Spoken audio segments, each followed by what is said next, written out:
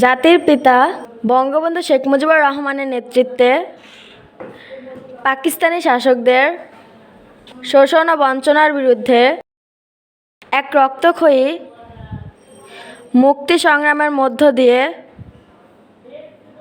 বাংলাদেশ স্বাধীনতা অর্জন করেছে। বিশ্বের বুকে বাঙালি জাতি প্রতিষ্ঠা করেছে তার স্বতন্ত্র জাতিসত্তা।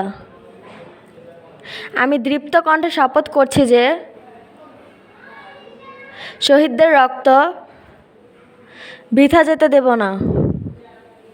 দেশকে ভালোবাসবো, দেশের মানুষের সার্বিক কল্যাণে সর্বশক্তি নিয়োগ করব। জাতির পিতা বঙ্গবন্ধু শেখ মুজিবের আদর্শে উন্নত, সমৃদ্ধ ও অসাম্প্রদায়িক চেতনার সোনার বাংলা গড়ে তুলব। মহান সৃষ্টিকর্তা আমাকে শক্তি দিন। আমিন।